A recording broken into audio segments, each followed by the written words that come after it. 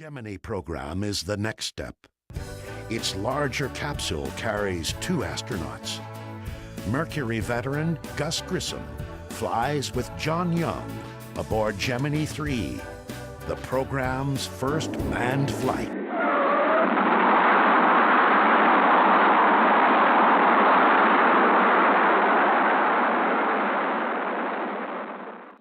Manned test flights would tackle 6 objectives. The program would investigate long-duration flight, develop rendezvous techniques and post-docking maneuvers, develop re-entry flight path control, develop extravehicular capability, attain flight and ground crew proficiency, and conduct scientific experiments.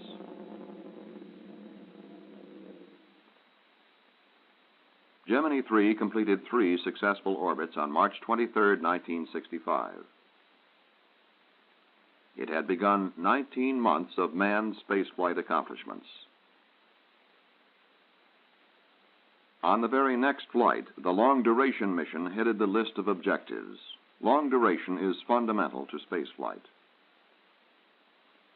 If man could not withstand a zero-G environment for extended periods, 2 things were obvious. Either our future flights would be limited, or gravity would have to be induced artificially in flight.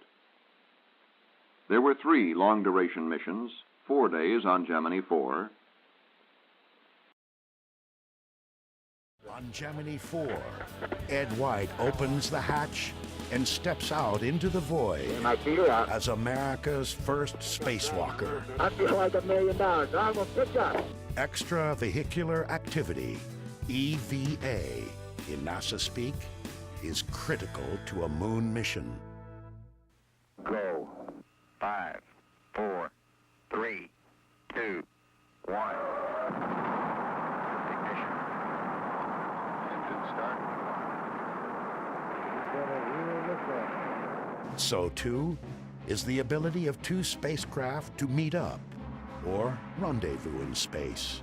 It happens on Jim Lovell's first flight. The first rendezvous, Gemini 6 with Gemini 7, I think was a magnificent milestone in the quest to go to the moon, because we had to determine the types of rendezvous that we want to do around the moon, and we first had it just about around the Earth.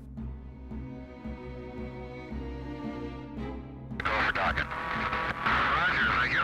By Gemini's 12th and final mission, rendezvous and docking are well practiced.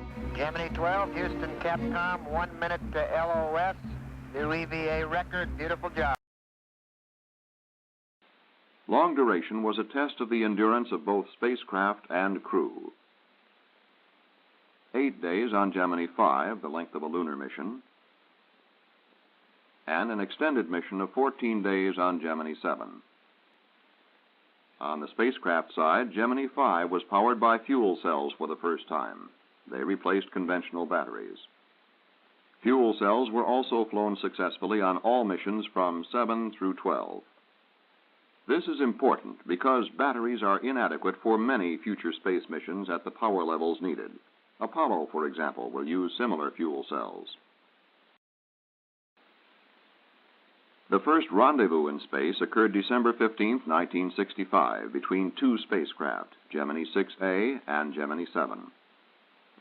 Over Hawaii, in the 4th orbit, pilot Stafford reported the decreasing distance between the 2 spacecraft. 120 feet. Holding 120 feet, Wally.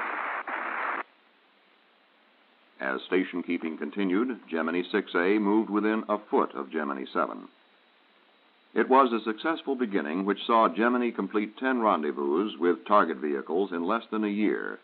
7 different modes were investigated. An 11th rendezvous to photograph a solar eclipse was achieved on Gemini 12. To those of us who followed the flights from the sidelines, listening to reports from television, rendezvous seemed almost like an automatic exercise. But because something is done well does not mean that it was easy to do. Rendezvous required 3 years of theoretical preparation, integrating space mathematics into the constraints of the mission and hardware. Gemini 9A gave us our first sophisticated rendezvous experience. Command Pilot Stafford, a veteran of Gemini 6A, completed 3 different rendezvous within 24 hours with his angry alligator. Within 12 orbits, astronaut Stafford completed his initial rendezvous, then performed an optical re-rendezvous using onboard calculations of the pilot as a backup. During the first rendezvous, Gemini 6A had moved within 1 foot of Gemini 7, but of course the 2 spacecraft could not dock. The first space dock came in March 1966. The spacecraft was Gemini 8. Astronaut Armstrong moves in very slowly, making his final approach, until he is about 3 feet from the target. He then holds his position, reading the status display panel on the Agena. When he docks, the Gemini Agena configuration will remain stable for almost 30 minutes.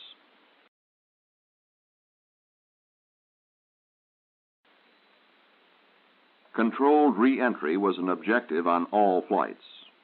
We are looking at the glowing air in the wake of spacecraft re-entry. The command pilot controlled re-entry on the first 8 manned flights. On the final 2 missions, the computer alone automatically controlled the descent. Of course, the pilot was available for backup control. On the first 3 manned flights, Gemini 3 through 5, our landing accuracy was only 57.5 nautical miles from the planned impact point. This distance soon improved. Wally Schirra landed Gemini 6A within 7 nautical miles of the planned impact point. Gemini 8, despite an orbital abort, landed within 1.1 nautical miles of the planned secondary impact point. Although it came down 8,000 miles from the primary target area, it achieved the second-best landing accuracy.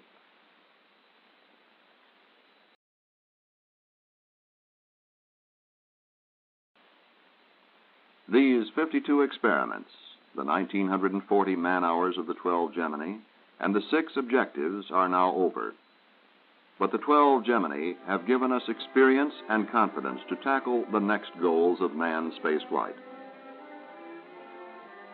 To land for the first time on the Moon, explore it, and return to Earth. To acquire new scientific knowledge in orbital workshops, and to reach out toward interplanetary exploration.